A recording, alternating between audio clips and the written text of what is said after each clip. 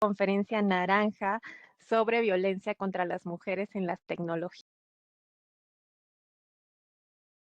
5 de noviembre, Día Internacional de la Eliminación de la Violencia contra las Mujeres.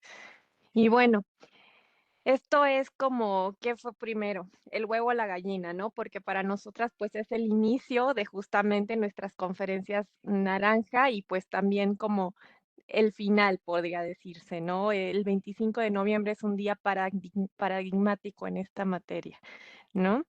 Y bueno, en este espacio estamos buscando visibilizar cómo las formas digitales de agresión reproducen y profundizan las desigualdades de género. Y antes de comenzar, les voy a solicitar que por favor llenen el registro de asistencia que encontrarán en el chat para que podamos realizar sus constancias y enviarlas. Igualmente les reitero que si tienen alguna duda que quieran que sea abordada en la conferencia, por favor pónganla en el chat. Y bueno, esta conferencia la tenemos pensada en línea con la campaña Únete del Secretario General de las Naciones Unidas, la cual en este año se centra en acabar con la violencia digital contra todas las mujeres y niñas. Esto nos va a tocar trabajarlo en estos 16 días de activismo que comienzan el día de mañana, 25 de noviembre, y concluyen el día del 10 de diciembre, con la conmemoración de los derechos humanos.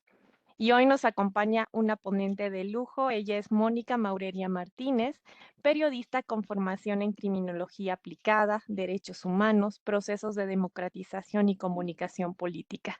Su destacada trayectoria en la promoción y defensa de los derechos humanos de las mujeres abarca la creación de estrategias políticas y comunicacionales para organismos nacionales e internacionales. Actualmente se desempeña como experta del Estado de Chile ante el mecanismo de seguimiento de la Convención Belén Pará, donde forma parte del grupo coordinador de la Ley Modelo Interamericana sobre Violencia Digital contra las Mujeres en Razón de Género, impulsada por el Comité de Expertas. Su labor combina docencia, incidencia política y cooperacional internacional, consolidándola como un referente fundamental en la comprensión y erradicación de la violencia digital por razón de género. Estoy segura que con su experiencia y visión vamos a dar inicio a un diálogo necesario para avanzar hacia un mundo digital más justo, igualitario y libre de violencia para todas y todos. Bienvenida y muchas gracias.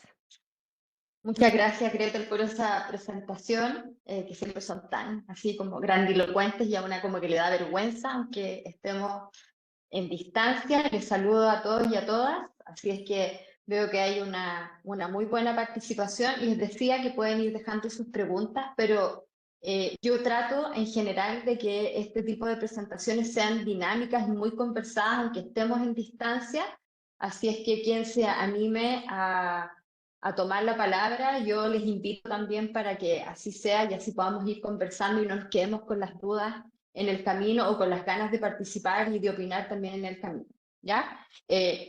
Pasa que cuando yo presento probablemente les dejo de ver, también les invito a abrir las cámaras a quienes se animen, que no sea como cuando uno hace clase que ve como puras sombritas. Así que por eso les digo que abran micrófonos con mucha confianza. Voy a compartir, probamos por supuesto que compartir, así que ahí me cuentan ustedes si se ve. Y este es el momento en que ya veo solo una columna. Así que voy a tratar de abrir lo máximo posible. ¿Se ve? ¿Perfecto? ¿Sí? Muy bien. Como ustedes pueden ver en la pantalla, yo les voy a presentar algunas características de esta ley modelo que vamos a presentar a los estados a inicios de diciembre, pero con un sentido más bien de ir destacando no solamente el proceso de elaboración de esta propuesta de ley, sino que aquellos aspectos preventivos que tiene la propuesta de modelo justamente para entregar, ¿cierto?, algunas herramientas, algunos lineamientos orientadores, no solo para cuando ya tenemos el problema de la violencia digital instalada en contra de las mujeres y niñas, sino que también de ir identificando aquellos factores que podemos prever como de riesgo, justamente para evitar que esa violencia ocurra en nuestros espacios, ¿no? En este caso, el Senado, por ejemplo, de la República, ¿no? Contarles entonces algunos datos. Yo me gusta empezar, ¿cierto?, con algún tipo de diagnóstico para que de alguna forma ustedes puedan identificar la magnitud que tiene la violencia hacia las mujeres en los espacios digitales o en los entornos digitales. El diagnóstico es ya tiene más de 10 años. Como ustedes pueden ver, Naciones Unidas ya el 2015 hacía un primer diagnóstico respecto de qué es lo que estaba sucediendo con las mujeres en los entornos digitales. Y de manera muy acelerada, distintos organismos, ¿cierto?, vinculados a Naciones Unidas, pero también organizaciones de la sociedad civil, comenzaron de alguna forma a diagnosticar qué es lo que pasaba con las mujeres y particularmente con algunos grupos de mujeres, sobre todo aquellas mujeres que tenían alguna voz pública, ¿sí? Mujeres políticas, mujeres periodistas, mujeres defensoras de derechos humanos, o mujeres que por sus trayectorias de vida, ¿cierto?, sus experiencias vitales, vivían algunos tipos de discriminación distintas, ¿cierto?, o sobrepuesta a la mayoría de las mujeres. Y como ustedes pueden ver, hay una progresión importante, ¿cierto?, respecto de las cifras, y la pandemia, ¿cierto?, la pandemia de COVID-19 fue un punto de inflexión en todos nuestros países. Fue una evidencia, y quizás muchos y muchas de ustedes lo vivió, ¿cierto?, a propósito de este tipo de conferencias, ¿cierto?, cómo se hackeaban los espacios donde incluso hablábamos de violencia hacia las mujeres, y eran interferidos, ¿cierto?, con los programas, con hackeos, insultos, imágenes de pornografía, incluso en medio de las conferencias, y se vivía violencia incluso de manera colectiva. Entonces ustedes pueden ver, ¿cierto?, que hay un porcentaje que supera en casi todos los casos, más del 70% de mujeres viven, ¿cierto?, esta experiencia en las plataformas digitales, donde no solamente se orquestan campañas de desprestigio, sino que también hay una suerte de violencia que traspasa los límites de los entornos digitales, y la violencia incluso va con amenazas de qué es lo que va a suceder fuera de los espacios online.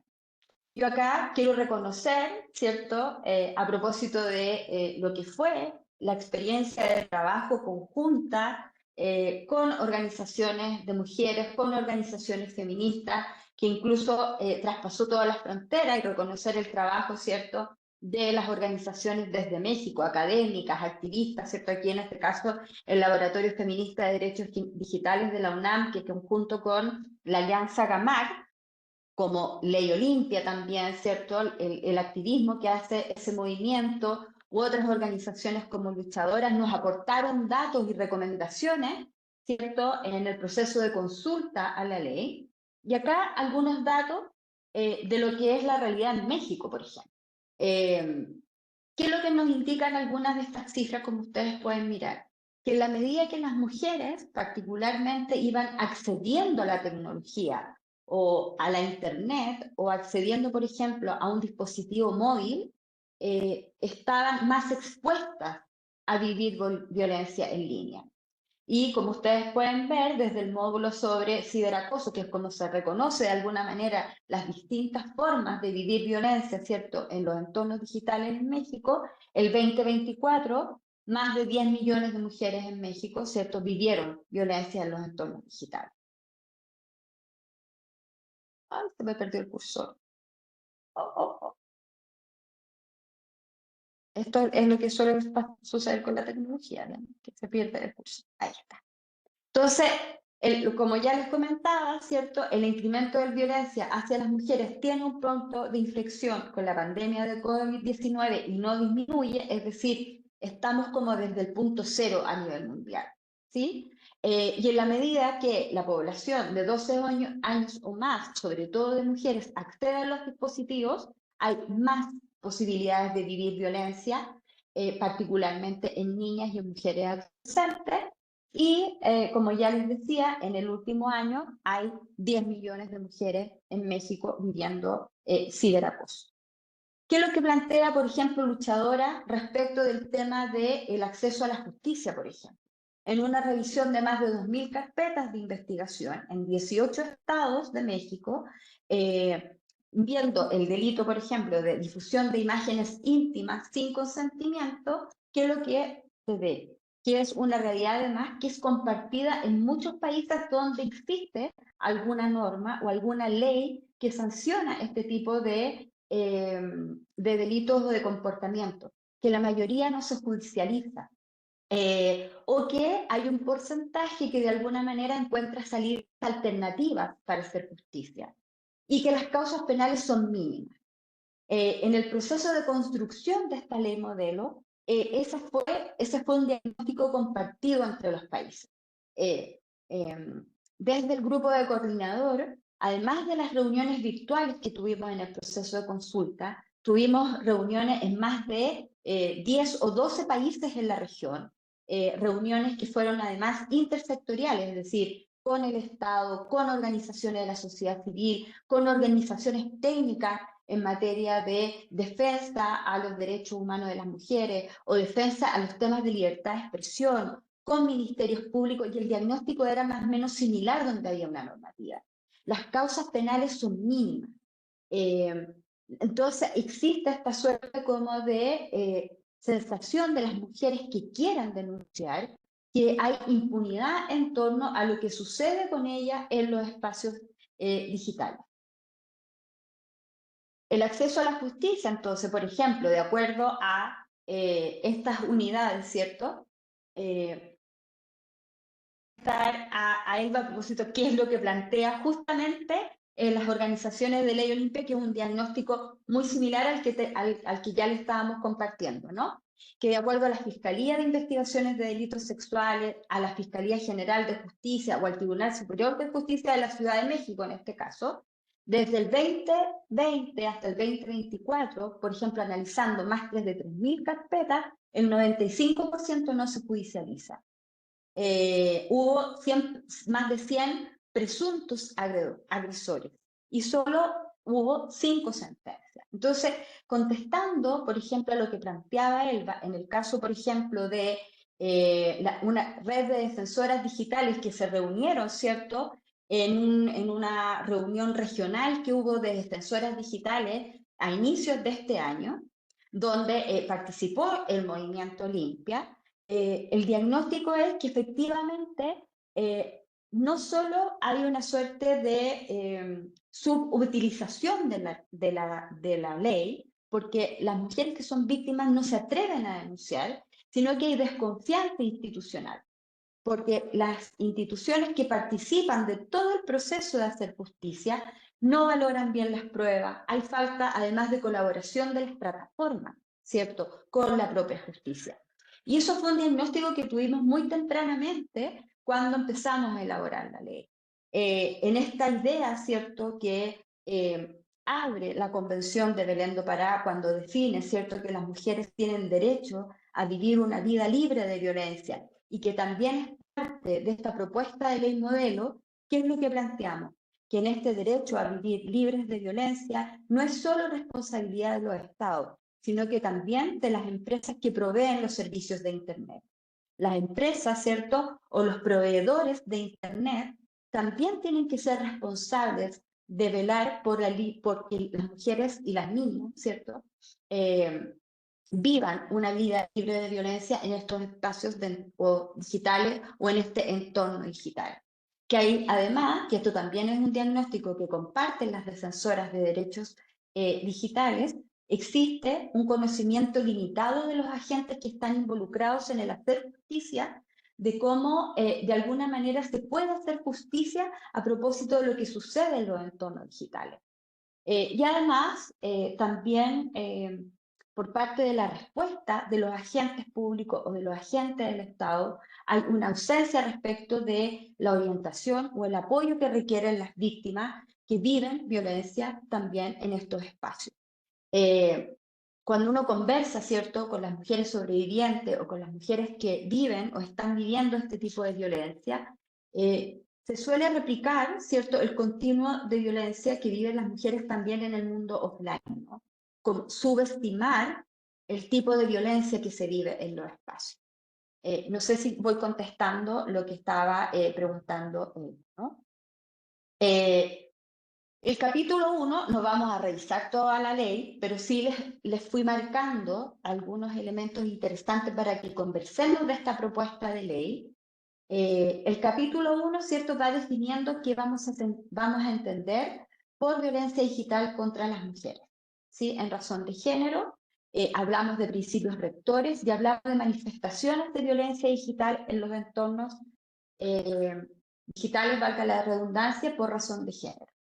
Eh, la definición de violencia, como ya les decía, no solo marca el ámbito de la sanción y de la investigación, es decir, no solo tiene un corte punitivista en el ámbito penal, sino que también abre la posibilidad de que las mujeres puedan acceder a la justicia en el ámbito civil, en el ámbito administrativo, pero también tiene pilares importantes, como ya les advertía cuando conversábamos al inicio, ¿cierto? Pilares importantes en términos de prevención y de reparación de daños.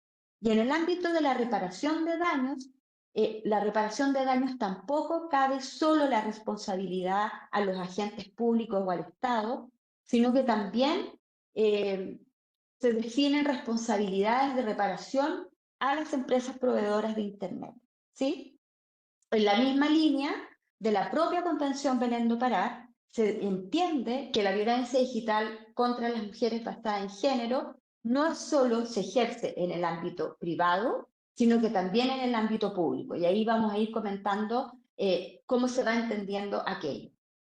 Y en términos de definiciones de la violencia digital basada en género, acá hubo una discusión también muy al inicio que a propósito de cómo Gretel nos introducía a esta conversación, hubo una discusión muy interesante al inicio con las organizaciones, con las especialistas, de si hablábamos de violencia digital o hablábamos de violencia facilitadas por las tecnologías. Entonces, la ley efectivamente queda como violencia digital, pero de alguna manera tuvimos que incorporar en la definición más en detalle que era una violencia digital que estaba cometida, instigada, mediada o agravada por el uso de las tecnologías digitales para poder ampliar al máximo la definición en el entendido de que las tecnologías digitales hoy día tenemos una, pero mañana tenemos otra. Por lo tanto, cualquier definición que hiciéramos de un delito o de una actitud que debía ser sancionable, al otro día podía variar, porque la tecnología ya había desarrollado, ¿cierto?, otra aplicación, otro software, ¿cierto?, u otro desarrollo, ¿cierto?, aplicado, por ejemplo, a la inteligencia artificial, que podía, de alguna manera, anular, ¿cierto?, esa manifestación que estaba siendo sancionada por cualquiera de las normas. Entonces, tratamos de ampliar al máximo las definiciones para no ser taxativas, ¿cierto?, en aquello. Los principios rectores, hay cerca de 17 principios rectores, pero lo que yo no se los voy a detallar ahora, pero lo que yo les quiero decir que esos principios rectores que parten con el principio de igualdad y no discriminación, lo que buscaron es primero reconocer el aporte de las organizaciones de mujeres y de las organizaciones de sobrevivientes que participaron en el proceso de elaboración de la ley con sus recomendaciones. Son más de 100 recomendaciones que nos llegaron documentadas en el proceso de consulta, pero además reconocer y nutrir el principio y el enfoque de interseccionalidad que tiene la ley. Es decir, reconocer el tipo de violencia y discriminación que viven las mujeres migrantes, las mujeres afrodescendientes, las mujeres indígenas y que pertenecen a pueblos originarios que presentaron, digamos, sus propias experiencias respecto de este tipo de violencia. Por lo tanto, eso es lo que reconoce también los principios rectores, ¿no? Y también definir, como ya les decía, que la responsabilidad de vivir una vida libre de violencia no es solo una responsabilidad del Estado, sino que es una responsabilidad conjunta también con los intermediarios proveedores, ¿cierto?, de Internet. Para aquellos que de alguna manera manejan quizás un poco más estos conceptos, decirles que entendemos, hicimos una definición de las empresas intermediarias de Internet y con ella hablamos de los proveedores de Internet, los motores de búsqueda, las plataformas digitales, es decir, Instagram, Facebook, ex o ex Twitter, los comercios electrónicos y los servidores, ¿sí? Y con ello también diferenciamos, porque en los países hay plataformas digitales que no son estas grandes plataformas digitales, ¿sí? Sino que hay proveedores más pequeños. Por lo tanto, cuando hablamos de sanciones, también hacemos sanciones proporcionales al tamaño, ¿cierto?, de estas empresas intermediarias de estos servicios.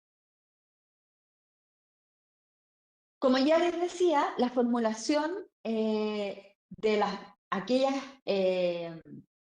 manifestaciones, ¿cierto?, de violencia digital están englobadas de alguna manera en distintos tipos de violencia digital, algunas que tienen que ver con la violencia física, psicológica y sexual, muy en la línea de lo que plantea la Convención Belén do Pará, otra que va más desde la línea de buscar sanciones civiles o administrativas a propósito de cómo las plataformas disponen de nuestros datos, ¿cierto?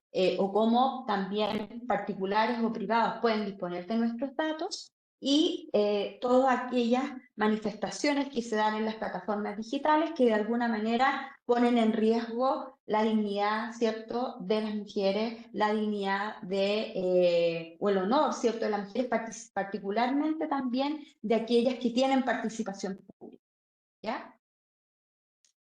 Y el artículo 8, hay un artículo completo, este puede ser que no sea el 8, que no haya quedado el 8 porque hicimos algunas modificaciones, pero hay un artículo completo que aborda la violencia digital basada en género que afecta a las mujeres que participan en lo público. Y ahí yo les advertía, ¿cierto?, que eran las mujeres que de alguna manera se definían como defensoras de derechos humanos, las mujeres periodistas, las mujeres que participan en política, las mujeres legisladoras, las parlamentarias, las senadoras, las diputadas, las que son parte de los partidos políticos.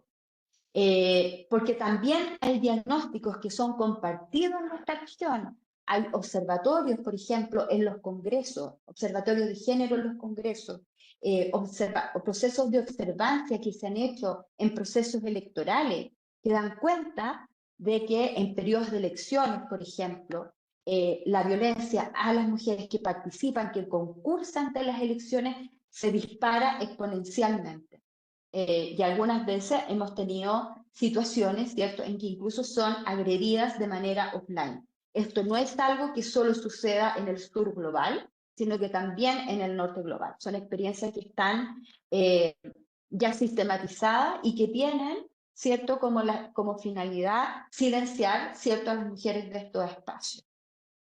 Yo acá les traje también algunas cifras, ¿cierto? Y algunos estudios que ustedes pueden acceder y ver, ¿cierto? Dio a conocer este año un estudio justamente de los procesos electorales y cómo, yo acá saqué el ejemplo de Argentina, pero cómo en procesos electorales, ¿cierto? Casi 2 millones de tweets mencionan, ¿cierto?, a mujeres con contenido violento comparado a lo que sucede, por ejemplo, con los mismos varones que son candidatos y interactúan en las plataformas digitales, o qué es lo que pasa, ¿cierto?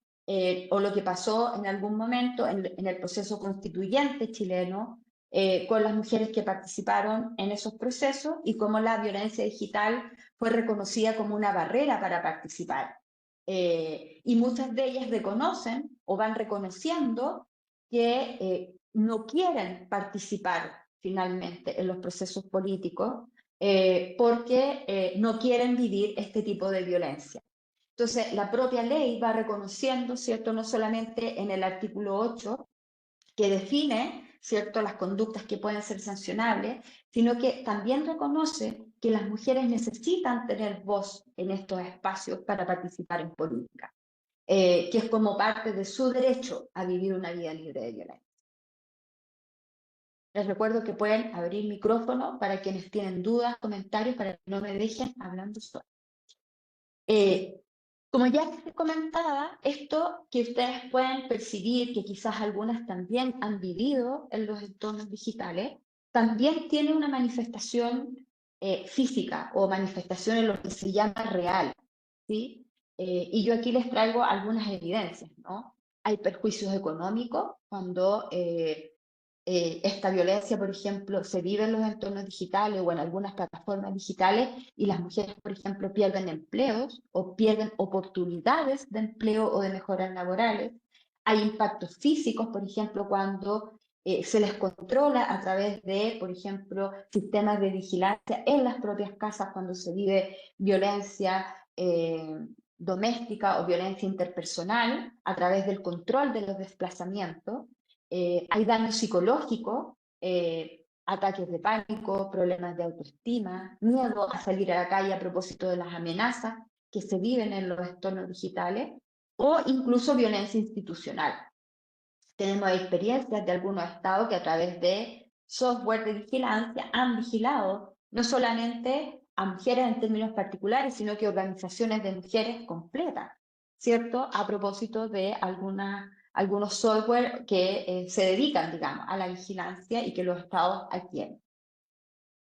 Hay un capítulo que obviamente hace referencia en la misma estructura, ¿cierto?, de la propia Convención Belén do Pará respecto de los deberes del Estado.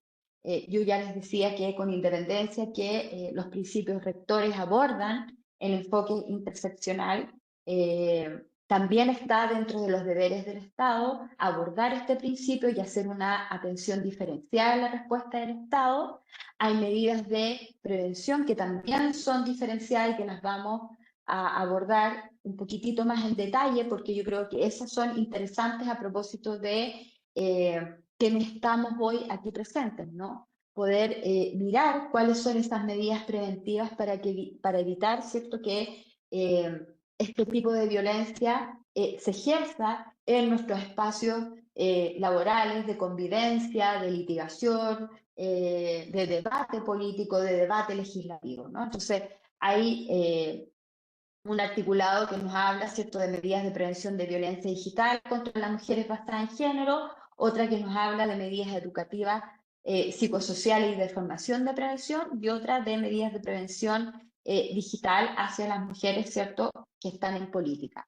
Respecto a las medidas educativas y psicosociales, yo quiero ahí hacer un paréntesis, que parte del proceso de construcción de esta ley modelo nos vinculó a universidades, ¿cierto?, al estudiantado de las universidades y a docentes, pedagogas, pedagogos, ¿cierto?, que interactúan, digamos, con el estudiantado en escuelas, en colegios. Por lo tanto, tuvimos también un acercamiento a estudiantes de colegios, de escuelas y estudiantado universitario, que de alguna manera nos permitió poder incorporar dentro del cuerpo de esta ley marco parte de lo que nos transmitieron respecto de la necesidad de que los adultos, que las adultas nos eduquemos digitalmente, porque sienten que hay una brecha,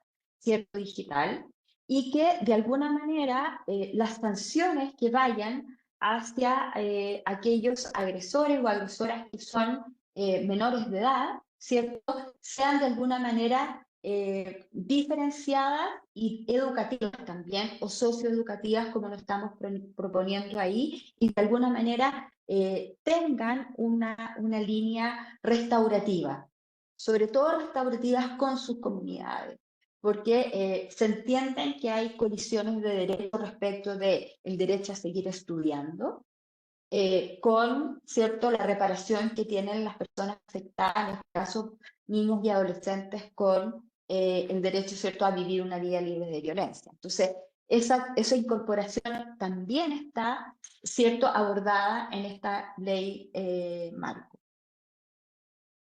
Como ya les decía acá, yo hice como un desglose de estas tres grandes líneas preventivas, ¿cierto? ¿Quiénes son de alguna manera responsables de implementar la ley, es decir, se requiere, ¿cierto?, preventivamente capacitación en el Poder Ejecutivo, en el sistema de justicia, en los sistemas de seguridad y en el ámbito de la educación y salud, ¿sí? Y para ello, ¿cierto?, para poder prever este tipo de conducta, ¿cierto?, prever, ¿cierto?, las manifestaciones de violencia, se busca de alguna manera partir por una base estructural también en el ámbito educativo. Por lo tanto, se hacen indicaciones respecto de, por ejemplo, fomentar el acceso de las adolescentes, de las jóvenes a las carreras, ¿cierto?, STEM, llamadas de las ingenierías, de las matemáticas, de las ciencias, ¿no? Para que desde ahí se empiece a cerrar la brecha de género, ya sea en la toma de decisiones, ¿cierto?, en el ámbito de las tecnologías, pero también en el diseño, por ejemplo, de los videojuegos, en el diseño de los software, en el diseño de los hardware, que son ámbitos todavía muy masculinos, ¿cierto?, en la producción de este tipo de herramientas y de este tipo de conocimiento. Entonces, ahí hay, de alguna manera, una medida afirmativa para ir cerrando estas brechas.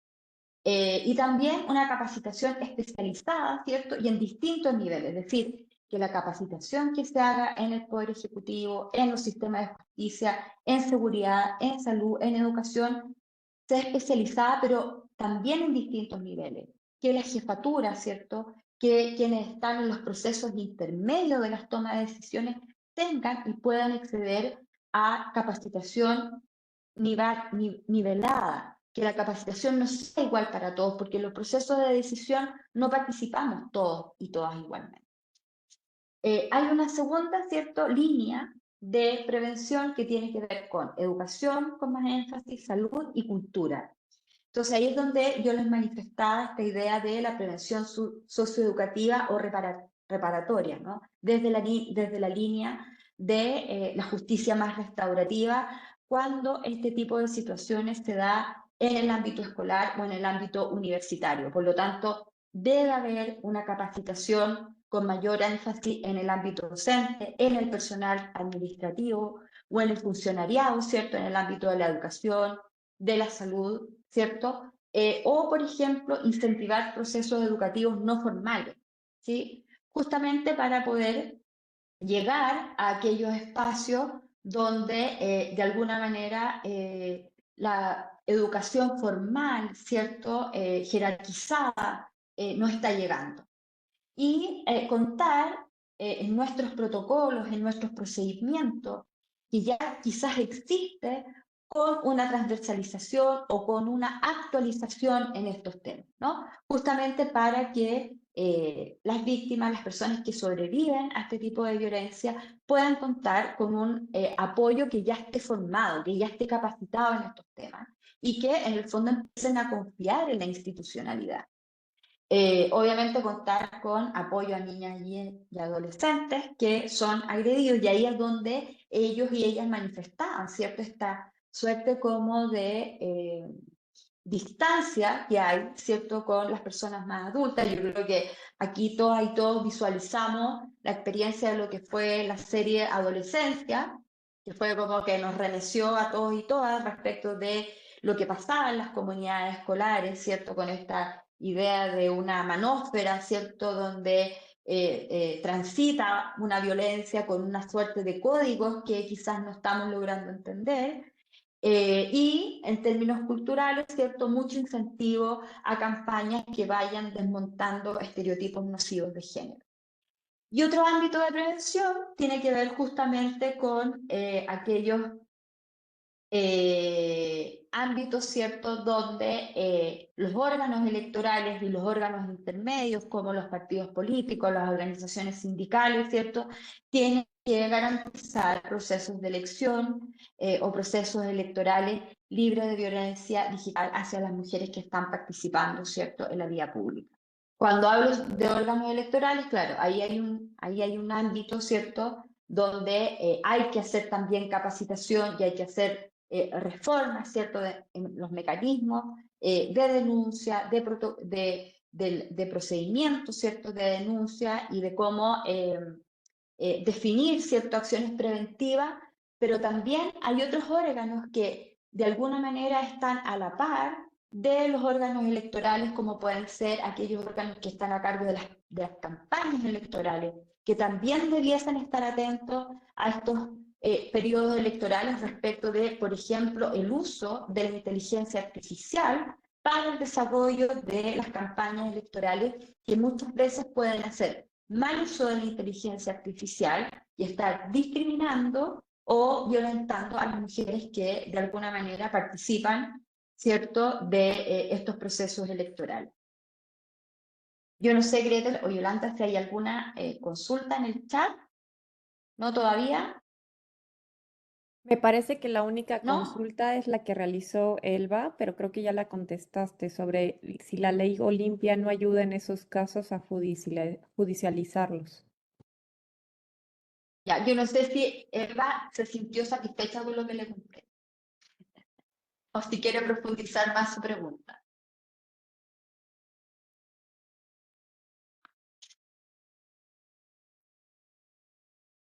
Yo digo, no es un problema necesariamente del instrumento, ¿sí? Es más bien de la aplicación del instrumento.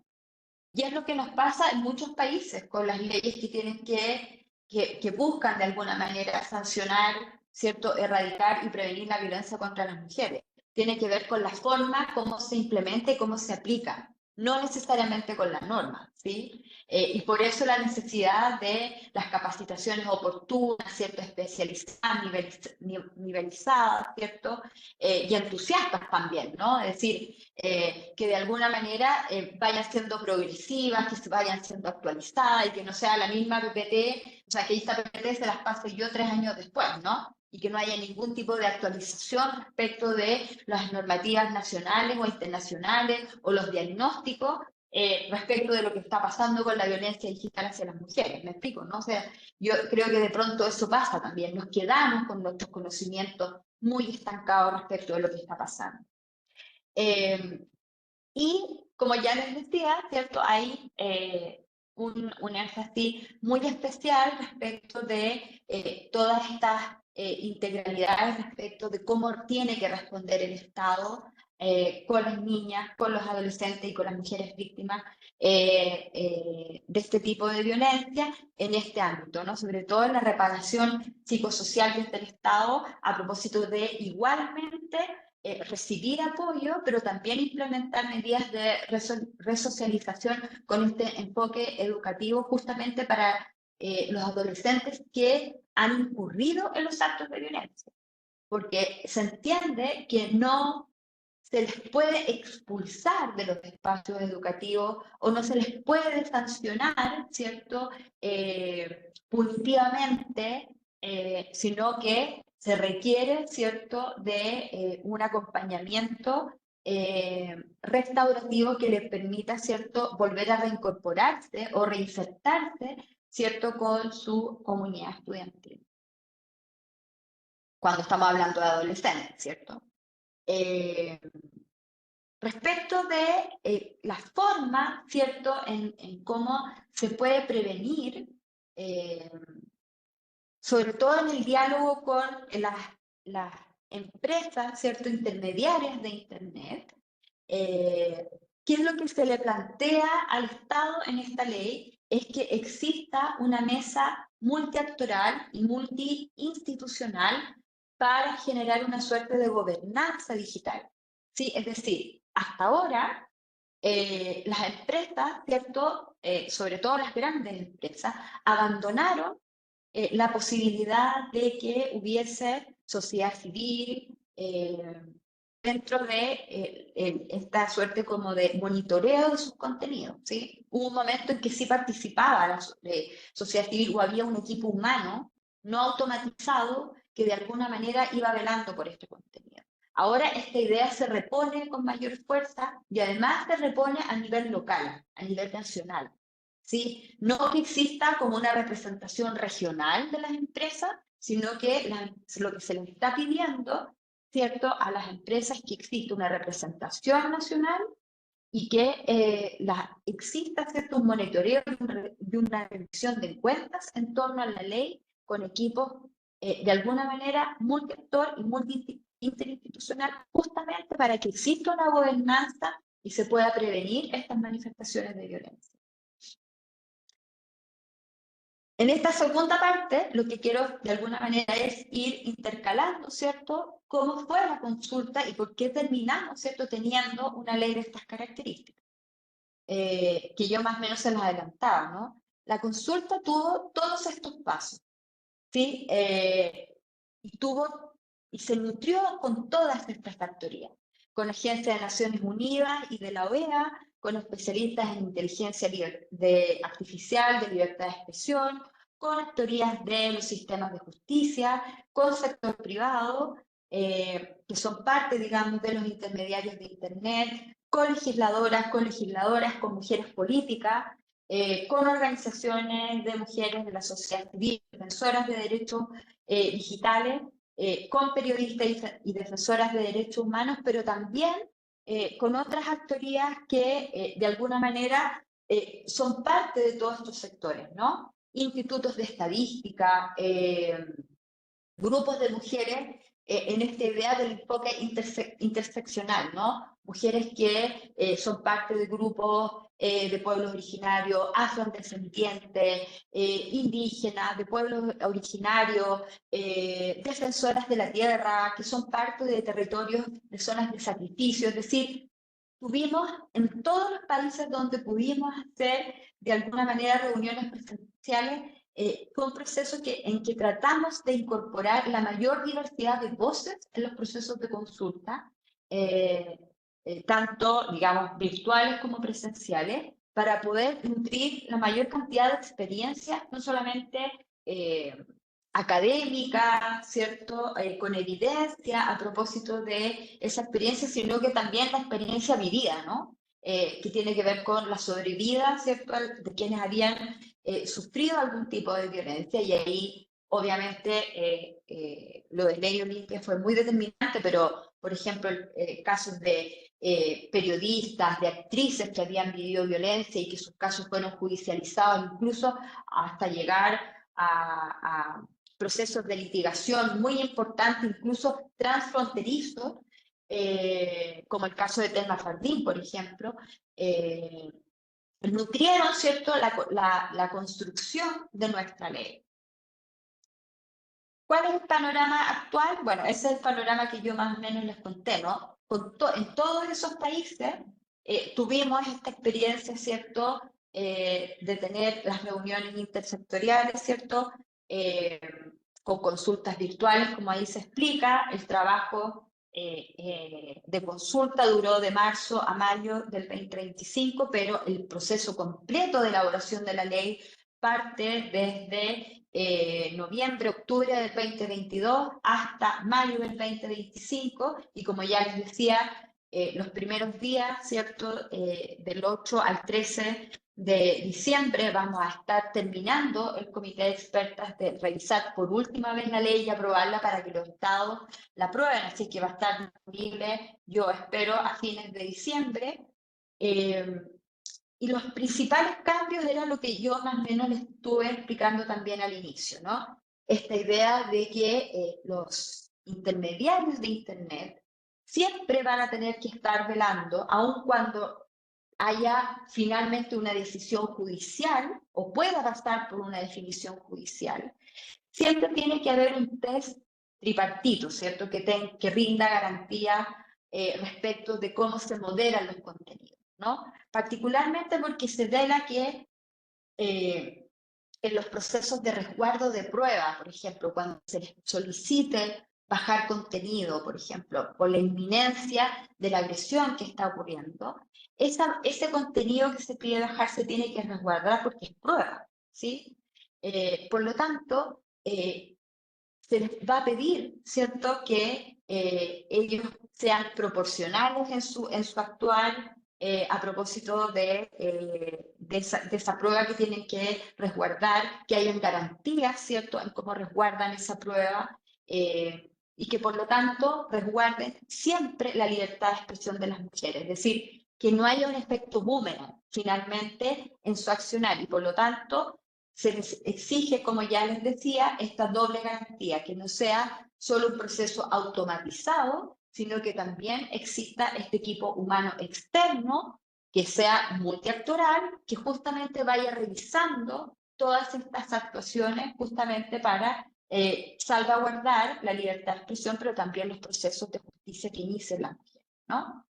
En cualquier caso, después yo les voy a mostrar un proceso, pero en cualquier caso, la idea es que tanto los intermediarios de Internet como las propias mujeres, ¿cierto?, que inician los procesos de justicia, de alguna manera logren acceder a un control judicial último, ¿sí? Para que se sientan salvaguardadas ambas partes en todos sus derechos, ¿no?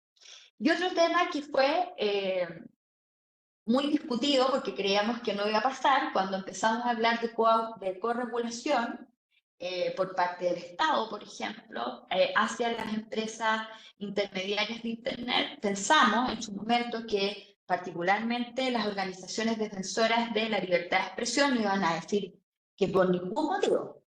Sin embargo, ya está el nivel de conocimiento que hay de la afectación que tiene la violencia digital hacia las mujeres en los entornos digitales, ¿cierto? Que hubo casi que un acuerdo en los primeros, no sé, yo diría 3 meses de consulta, de que efectivamente sí teníamos que trabajar con todas estas garantías en un régimen de corregulación, ¿sí? Y eso nos facilitó una conversación en distintos países que estaban trabajando, ¿cierto?, leyes más o menos similares donde pudimos ir y conversar con este tipo de argumentos respecto de la necesidad de ir insertando este concepto, ¿cierto?, corregulador en normativas sobre ciberacoso o ciberseguridad. No todas, ¿cierto?, tenían un componente de género, pero esto nos permitió, ¿cierto?, ir abriendo una transversalización de género o ir abriendo un debate y una discusión respecto a incorporar un enfoque de género en normativas de estas características. Respecto del tema de la regulación o la corregulación, aquí yo ya comentaba, ¿cierto?, que también hay respecto de las responsabilidades que se les pide a las empresas, ¿cierto? Hay obligaciones que son diferenciadas, yo les comentaba, ¿cierto?, porque hay empresas que son de gran tamaño y otras que son más pequeñas en los países, ¿cierto? Hay empresas además que operan y que son transnacionales y en ese sentido es urgente y hay un articulado que lo plantea, ¿cierto?, la propia ley modelo de la necesidad de que los estados cooperen, ¿cierto?, que haya, ya sea a través de acuerdos bilaterales o multilaterales, justamente para poder dialogar, negociar, ¿cierto?, con estas empresas.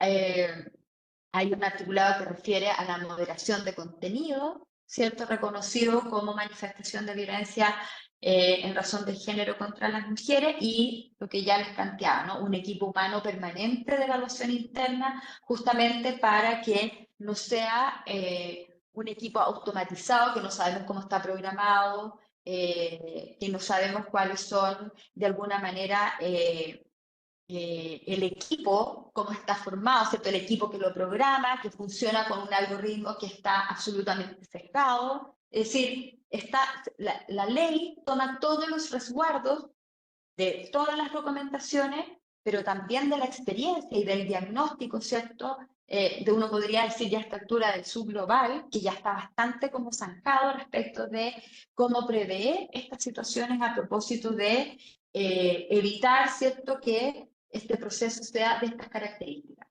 Y hay mecanismos, obviamente, internos para las denuncias y para las situaciones y para mecanismos internos de operación que, como yo les decía, siempre finalmente tendrá un control judicial. Bueno, ahí yo ya les planteaba, ¿no?, que el test tripartito está determinado por la necesidad de proporcionalidad, necesidad de legalidad, ya sea para las propias empresas o para las personas afectadas. Y lo que ya les decía, que el régimen de corregulación tiene como finalidad facilitar, ¿cierto?, la presencia multiactoral, pero obviamente que se cuente con la participación de la sociedad civil, porque entendemos, ¿cierto?, que es en la sociedad civil, en las organizaciones especializadas en materia de defensa de derechos digitales, de libertad de expresión y de derechos humanos de las mujeres, donde hay un mayor conocimiento respecto de cómo garantizar ese régimen de gobernanza digital y de ese régimen de corregulación. Y este es más o menos un diseño de cómo se podría, ¿cierto?, ir detectando u operando, ¿cierto?, el proceso de denuncia de la violencia, ¿cierto? La persona afectada, la víctima, ¿cierto?, podría detectar el contenido de violencia y tiene estas 3 vías, ¿cierto? La denuncia a través de un mecanismo, ¿cierto?, dado por la propia plataforma, una solicitud, ¿cierto?, a través de una orden judicial, o que exista un etiquetado automático por el algoritmo. Y acá está el equipo de evaluación interna, que ya sabemos que es un equipo humano, ¿sí?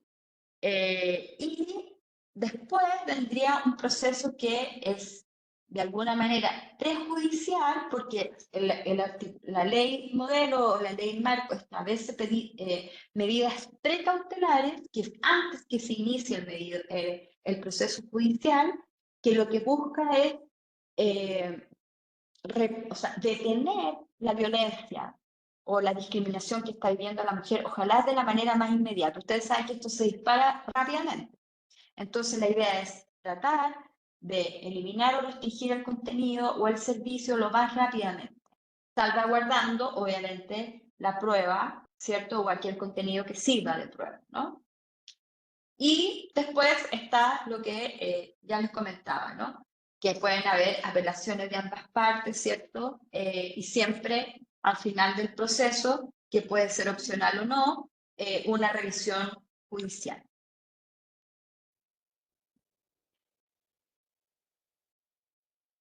Respecto al proceso judicial propiamente tal, como ya les comentaba, ¿no?, está esto de las medidas cautelares y precautelares, que yo ya a propósito de ese esquema se les hacía alusión. La idea es que justamente estas medidas precautelares sean medidas urgentes, justamente para poder detener la situación de violencia, y hay una mínima tipificación penal, que era lo que yo les manifestaba, ¿no?, justamente por este diagnóstico compartido que hay, que la vía penal suele no ser la mejor vía para la satisfacción del derecho a las mujeres al acceso a la justicia, ¿no? Todo parece indicar que los casos más dolorosos, ¿cierto?, o donde los derechos más civiles, políticos, ¿cierto?, están siendo más dañados, son los que llegan ahí, pero hay otro tipo de violencias y actos intimidatorios en los entornos digitales que aparentemente el derecho penal no es la mejor vía para acceder a la justicia, por lo tanto, también hay responsabilidades que están dentro del entorno civil y administrativo, por ejemplo, y se definen responsabilidades también para intermediarios y funcionariado público, y como ya les comentaba, hay también una perspectiva de justicia, pero más bien ya sea restaurativa o socioeducativa, cuando quienes cometen este tipo de manifestaciones o conductas de violencia en los entornos digitales son niños, niñas y adolescentes.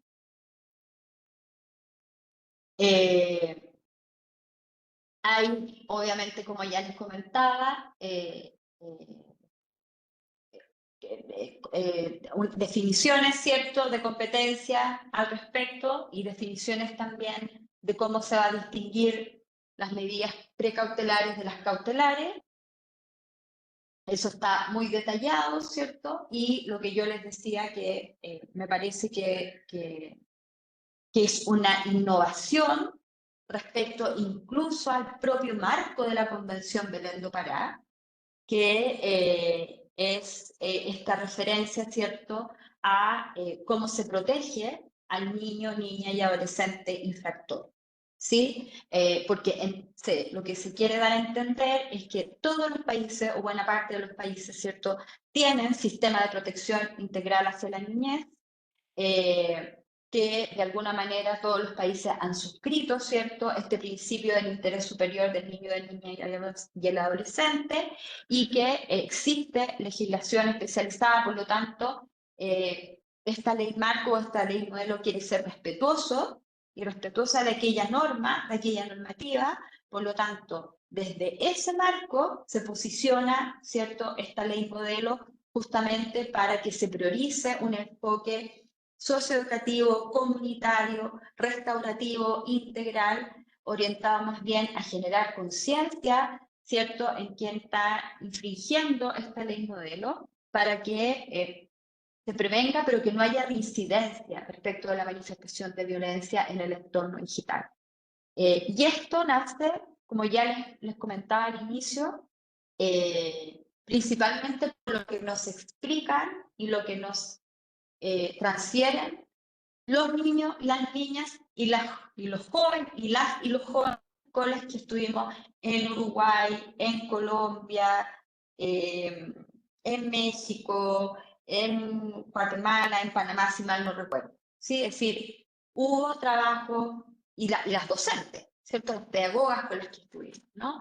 Que nos explican respecto de cómo se vive en los espacios educativos, particularmente este tipo de violencia y la necesidad de que se priorice este tipo de enfoque en esos lugares. Por último, no sé si ya es por último, pero los órganos receptores de la denuncia, ¿cierto? Como ya les comentaba, previo a que se inicie el proceso de investigación, pueden dictar medidas precautelares justamente ante la inminencia del daño, o sea, parar de alguna manera la violencia. ¿Y qué es lo que entendemos por los órganos que podrían parar de inmediato a través de medidas precautelares? Están todas esas detalladas. Igualmente no quisimos ser taxativos porque estamos diciendo o cualquier otra entidad que se le atribuya expresamente dicha competencia. Por ejemplo, algunas universidades hay oficinas, unidades de género, direcciones de género, departamentos de género que reciben denuncias por discriminación, por violencia, que eventualmente sí podrían tener la competencia de dictar una medida precautelar para poder detener, ¿cierto?, este tipo de manifestaciones en los entornos digitales. ¿Sí? Pero acá, bueno, vamos detallando otro tipo, ¿cierto?, de unidades o entidades que podrían hacerlo antes que se inicie el proceso de investigación.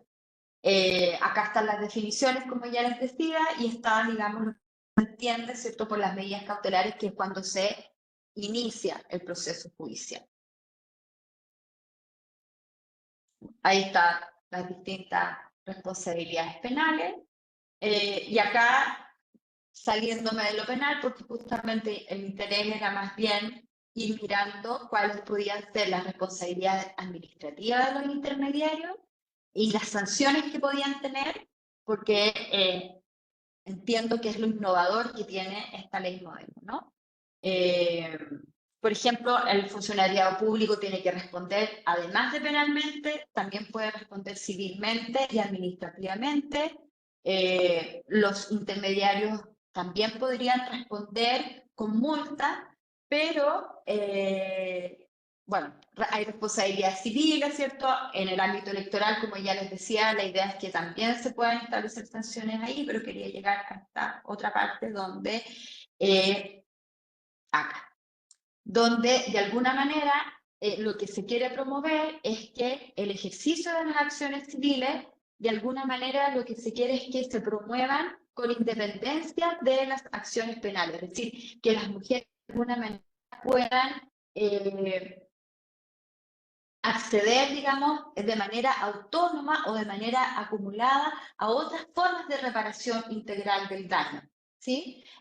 Porque, por lo que ya comentábamos al inicio, ¿no? Porque de pronto la justicia penal no llega en este tipo de manifestaciones o de delitos de pronto como pueda estar definido en cada uno de los países. Y algunas de las medidas de reparación que, como ya les comentaba, ¿cierto?, eran innovadoras a propósito de cuando estas las cometían niños o adolescentes. En el caso de los intermediarios de Internet, también, por ejemplo, se les indica, ¿cierto?, a las empresas proveedoras de Internet o intermediarios de Internet que puedan, además de pagar costos asociados a multas, ¿cierto?, porque las sanciones también van orientadas en esa línea. Además de lo que ahí sale, yo les destaco esto de que tienen la obligación de hacer campañas preventivas y de sensibilización en esto. Sí, que a mí que creo que es un tema muy interesante, ¿no? Que puedan poner en sus espacios digitales, en sus espacios corporativos, ¿cierto? La resolución de la sanción a la que fueron afectas, ¿no? Que hayan informes periódicos de cómo están funcionando a propósito de sus mecanismos de gobernanza digital, que en el fondo sean transparentes con sus políticas, es decir, hay una serie como de medidas que tienen que ver con su gobernanza digital, que son sanciones, entre comillas, que son reparatorias, pero que también tienen garantías de que no se vayan repitiendo los actos y que sean reparatorias, pero también informativas, ¿no? Y no esta sanción que es la que incomoda, ¿cierto?, a la empresa, que es la sanción de la multa, la sanción como inquisidora, sino que también una sanción que en el fondo les permita ser parte de la solución, comillas, del problema. Bueno, y acá está lo que conversábamos respecto de niños, niñas y adolescentes, ¿no? Que en el fondo la idea es que el niño, niña o adolescente que haya cometido el acto tampoco sea estigmatizado por su comunidad, ¿no? Porque claramente podemos caer en una criminalización que es absolutamente indebida y que también de pronto pasa, ¿no? Y que pone en juego los derechos también, como ya les decía, de los propios sistemas de protección que tiene la niñez, ¿no? En los propios espacios. Estas medidas, entonces, que tienen que ver con órganos especiales de la justicia vinculados con la niñez, con la juventud, debiesen de alguna manera también estar coordinadas, ¿cierto?, con los propios sistemas de protección que tiene cada uno de los países en estos temas, y también estar bajo control judicial o administrativo competente, porque entendemos que también estas otras actorías son corresponsables junto con las comunidades de padres, de apoderados, de personas cuidadoras, ¿no? Y ser reiterar, ¿cierto?, que con independencia que existe un articulado que es una cláusula de garantía de libertad de expresión, porque esto no significa que, comillas, por ejemplo, las mujeres que tienen una participación pública no puedan ser cuestionadas en su actuar público, lo que no significa que sean discriminadas o violentadas en los entornos digitales. Hay transversalmente todo el cuerpo de la ley modelo, hay una garantía a la libertad de expresión, ¿no? Pero también un cuidado a que no sea, ¿cierto?, la empresa intermediaria de Internet la que vulnere la libertad de expresión, que no se produzca el efecto boomerang, ¿no? Obviamente, lo que esperamos no es solo que los estados generen un proceso de implementación, para lo que desde el propio mecanismo y desde el propio comité de expertas vamos a trabajar con guías de implementación que también se les va a poner a disposición de los estados, sino que también esperamos que los estados asignen presupuestariamente los recursos para que esta implementación sea efectiva, y también que exista la voluntad política, lo sabemos, para que adopten esta ley modelo, pero que también la adopten con miras a cooperar internacionalmente, entendiendo que este tipo de conductas son transfronterizas, ¿no? Como ya les decía, ¿cierto?, hay una garantía de la protección al derecho a libertad de expresión que está en un articulado, pero que es transversal a toda la ley modelo. Y obviamente en esa misma protección a la libertad de expresión, reiterar, ¿cierto?, que toda limitación, que a veces sí es fundada, tiene que estar fundada en una decisión judicial, debidamente, ¿cierto?, argumentada justamente en los principios tripartitos de legalidad, necesidad y proporcionalidad, que está conforme y lo construimos conforme a lo que indica el sistema interamericano, ¿cierto?, de derechos humanos. Y muchas gracias, y me dejaron hablando sola, nadie dijo nada. Así que espero que ahora sí abran micrófono, hagan preguntas, cuestionen algo, porque la idea es que tengamos un espacio también así de intercambio y que yo pueda complementar cosas o intercambiar ideas con ustedes. Ay, Dios. Voy a dejar, ¿puedo dejar de compartir para verles? ¿Sí? Ahí sí. Y si pueden abrir cámara para verles. No voy a mirar el desorden de la oficina. Yo aquí medio me escondí aquí.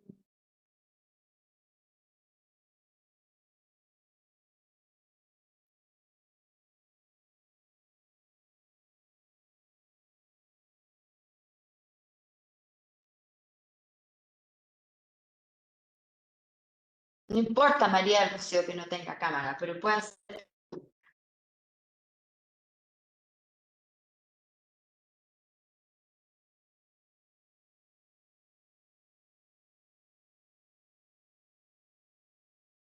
No hay problema los que no tienen cámara. Dice, entonces la ley, bueno, el yo ya le contesté.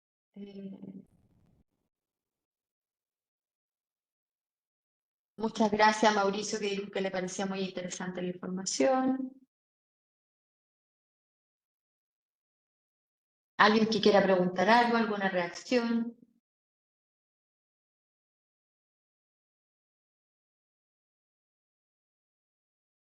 ¿Alguna duda, inquietud? ¿Creen que somos muy optimistas en este cuerpo, en esta propuesta? No, no, Rosalinda, no hay ninguna experiencia de aplicación de esta ley modelo. Pero sí tenemos experiencia de aplicación de otras leyes modelo. El mecanismo de seguimiento, el comité de experta ha hecho dos leyes modelos anteriores. Una que tiene que ver con femicidio, feminicidio y muertes violentas de mujeres, y otra que tiene que ver con violencia política hacia las mujeres. Y el proceso de construcción fue más o menos similar.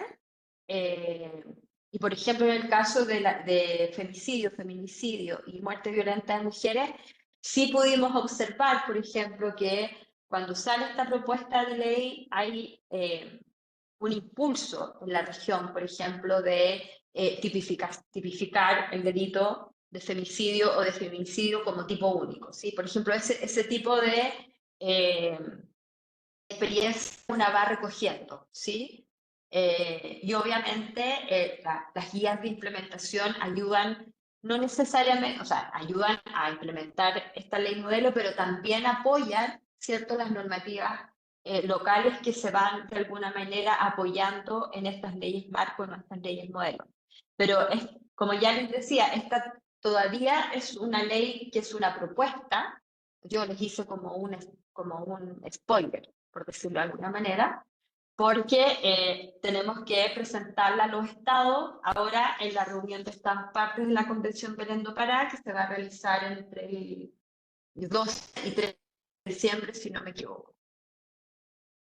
¿Cuánta resistencia se prevé puede existir para expedir leyes de este tipo?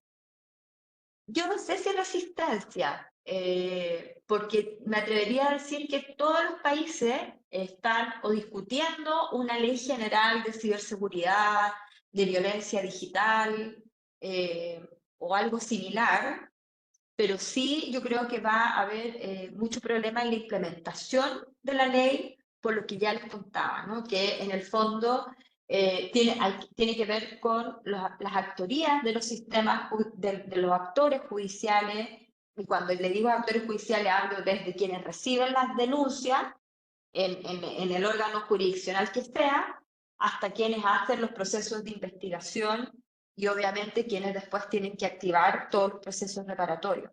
Porque todavía funcionan mucho los prejuicios y si ya la violencia offline hacia las mujeres todavía son como delito o acciones sancionables de muy baja cuantía, por decirlo así, todavía se mira con muy,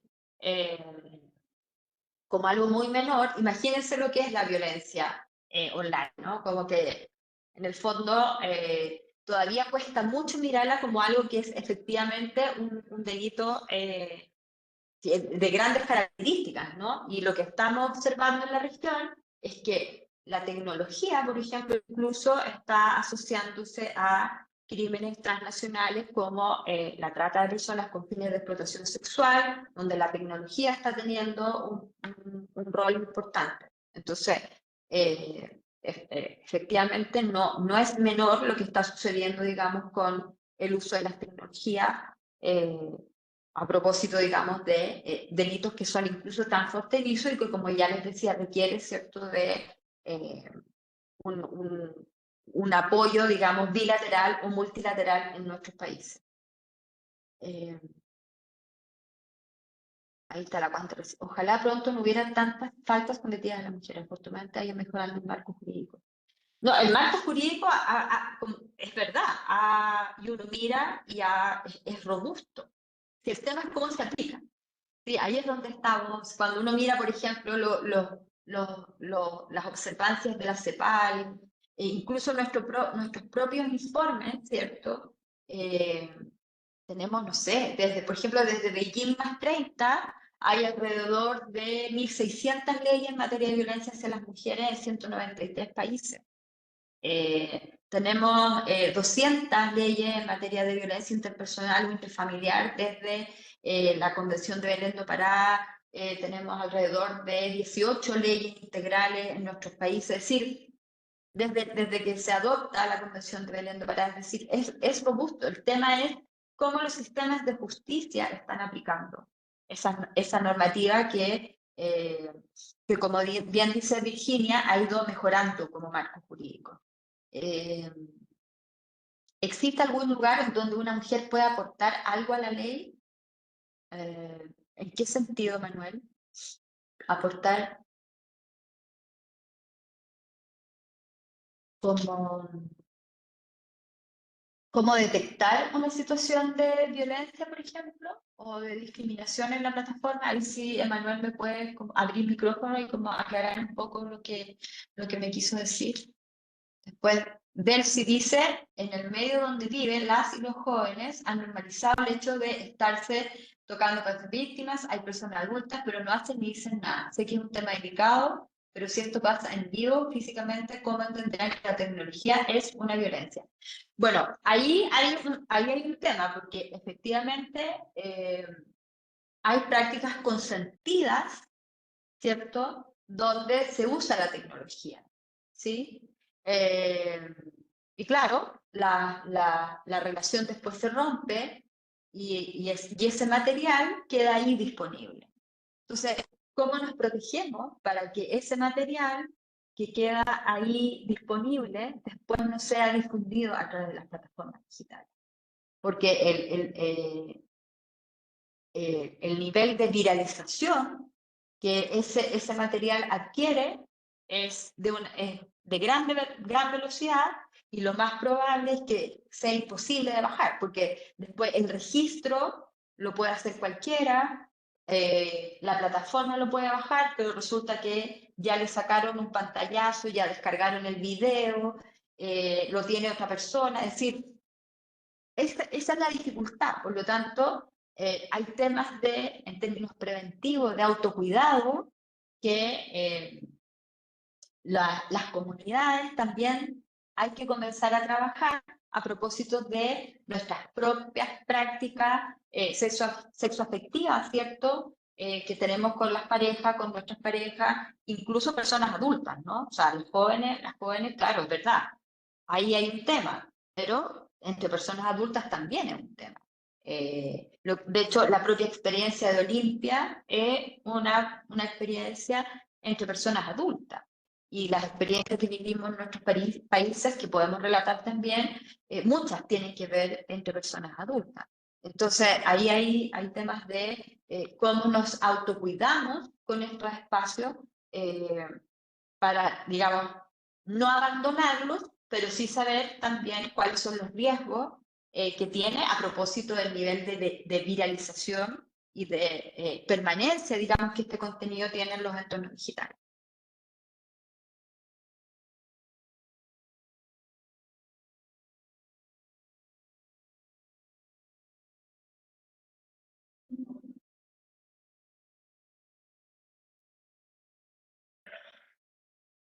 Más, creo que no sé si veo más.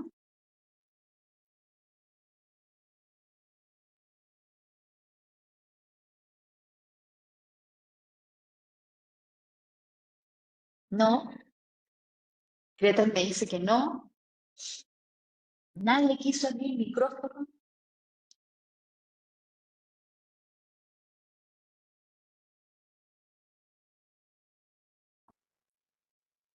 Evaluación de calidad. Ahí también tienen que Delsin dice que no tiene micrófono ni cámara, lo siento. Hay dos formularios que han dado vuelta, uno que tiene que ver de asistencia y otro que tiene que ver de evaluación de calidad, para que no dejen de comentarlo porque en estos procesos internos tienen que estar presentes. TCL Vizcaíno dice, buenos días, presente Centro de Conciliación Laboral, buen nombre, Adolfo. Adolfo. ¿Y Adolfo tiene alguna pregunta? No. Son 3 personas que están ahí. Bueno, saludo ahí a Adolfo, Ernesto e Iris. No sé si tienen algún... Bueno, conciliación es todo un tema también, ¿no? Ahí tenemos que hacer otra jornada.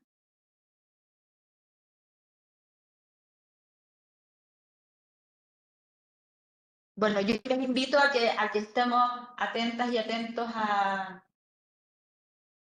lo que vaya a pasar a fines de diciembre. Seguramente a fines de diciembre, principios de enero, la ley va a estar publicada y a disposición en la página web de la convención, que es www.belendoparada.org. Y tal como dice Rosalinda, la ley va a requerir coordinación entre instituciones y con el Estado, por supuesto, sin lugar a dudas, y entre Estados.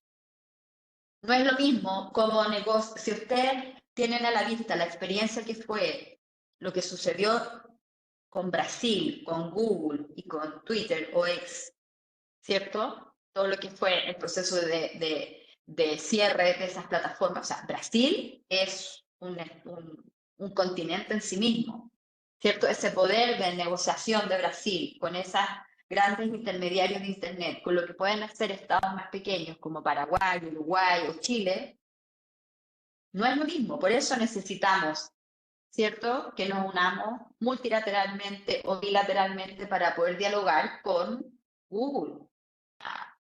¿Sí? Porque yo creo que esa es una línea y lo otro esperar qué es lo que pasa con la adopción de los principios rectores de derechos humanos que también se estaban, digamos, negociando a nivel internacional, ¿no? Que son los principios rectores en materia de derechos humanos que las empresas también deberían estar suscribiendo, pero que ya al modo de tratado internacional, ¿no? También podríamos apostar que eso puede ser un ámbito que pudiese llegar a complementar, digamos, esta ley moderna.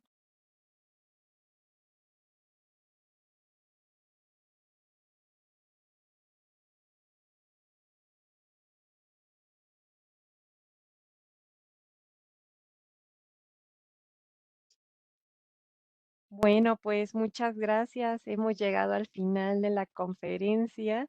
Les agradecemos muchísimo su tiempo y atención puesta, por supuesto, a Mónica, quien ha dado una conferencia extraordinaria. Y quiero comentarte que tuvimos más de 160 personas conectadas desde diversas áreas del Senado, como fue la tesorería, contabilidad, recursos humanos, el archivo histórico y memoria legislativa, la Unidad Anticorrupción y Transparencia, la Dirección General de Apoyo Parlamentario y que además nos acompañaron también de nuestras compañeras de la Cámara de Diputadas y Diputados, así como de congresos locales como Quintana Roo, Baja California Sur y Zacatecas. También estuvieron con nosotros compañeras y compañeros de diversas dependencias, como fue la Secretaría de Infraestructura, Comunicaciones y Transportes, el Servicio Postal Mexicano, Financiera para el Bienestar, la Secretaría de Trabajo y Previsión Social y el Centro de Conciliación Laboral, ambos de Baja California Sur. Creo que al No, concluir esta conferencia, ay, perdón, Mónica, adelante. no, muchas gracias a ustedes. La verdad es que todas las unidades que comentaste y bueno, yo tengo gente muy querida en México, no tengo la oportunidad de ir tan seguido, pero me produce mucha felicidad y como alguien decía, Mm. felicidad, a mí me produce mucha felicidad poder compartir con ustedes esta experiencia y ojalá en algún momento sea en vivo y en directo también. Sí, estaría muy bien, nos encantaría sin duda. Pues bueno, yo creo que con justamente al escucharte, pues reafirmamos que la violencia digital no es un fenómeno aislado, que no es menor, que sin duda es una extensión de las desigualdades estructurales que enfrentamos las mujeres, adolescentes y niñas en todos los ámbitos de la vida y que lo que ocurre en los espacios digitales tiene impactos reales, profundos y duraderos sobre la integridad, participación pública, autonomía y el derecho a vivir libres de violencia. Tus aportes, Mónica, nos recuerdan que la respuesta debe ser integral, articulada y sostenida, y que este modelo de modelo interamericano sobre violencia digital contra las mujeres en razón de género, perdón, que impulsa el MESIF, sin duda es una hoja de ruta que nos permitirá fortalecer la protección de derechos, armonizar nuestras legislaciones y pues lograr responder a los desafíos que el entorno digital contemporáneo nos enfrenta, ¿no? Y esta conversación nos convocó a asumir una responsabilidad colectiva de transformar estos espacios tecnológicos en lugares seguros e igualitarios. Y bueno, seguimos en sintonía con el llamado global de la campaña Únete y reiteramos que poner fin a la violencia digital contra mujeres y niñas requiere de acción urgente, alianzas estratégicas y el compromiso permanente de todas y todos para poder construir un sistema digital en el que la libertad, la igualdad y la dignidad sean una realidad para cada mujer y cada niña.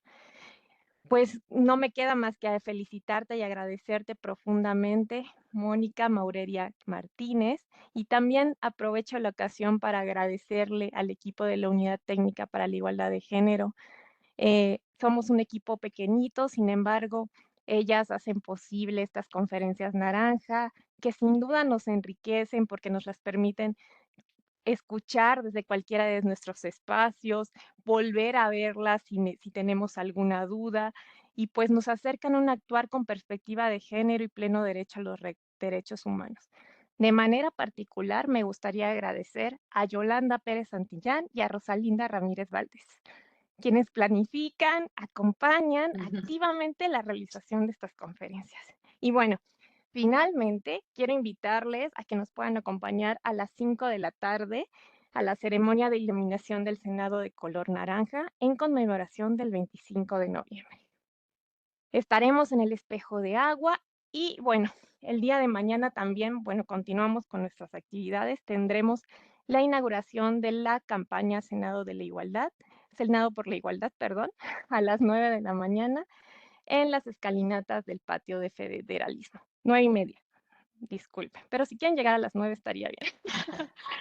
Y bueno, finalmente quisiera pedirles, como ya comentó Mónica, que nos ayuden a contestar la evaluación de calidad y que prendan la cámara para que podamos tomar la foto La conmemorativa de foto de esta rigor, conferencia. absolutamente. Y mañana va a ser parte de nuestro mural naranja, entonces si gustan pasar a verse, quienes están aquí en el Senado, estaremos a las 11 de la mañana en la Feria por el Derecho de las Mujeres, una vida libre de violencia, y ahí podrán ver la foto de esta conferencia en el mural. Voy a contar hasta 5 y en ese momento vamos a poder tomar la foto. Si no cuentan con cámara, pues no se preocupen, pero quienes sí tengan cámara, pues ojalá si así la puedan prender, ¿no? Para que salgan en nuestra foto. Y bueno, cuento. 1, 2, 3, 4 y 5. Vamos a salir las dos, Gretel. No, sí hay personas que sí las prendieron, Bueno, te lo después me comparten. prometo. Yo no las veo, pero después me comparten las fotos. Claro que sí. Bueno, mira, de hecho, déjame, les damos una oportunidad última, ¿vale? Entonces voy a contar otra vez. Esta vez voy a contar hasta 3. 1, 2, 3. Listo. Pues muchísimas gracias y gracias a ti, Mónica. Gracias por tomarte el tiempo de estar con No, nosotras. por Lo favor. apreciamos profundamente. Muchas gracias a ustedes. Que tengan excelentes jornadas. Son días que hay que estar ahí con alto compromiso porque, bueno, son fechas que nos recuerdan, no lindos hechos, pero bueno, son las realidades que tenemos en nuestros países y tenemos que estar con disposición también para seguir avanzando en materia de derechos humanos de las mujeres. Así es que con todo nomás y que tengan lindas jornadas. Muchas gracias. Que estén Hasta muy bien, luego. cuídense harto. Un saludo. Gracias.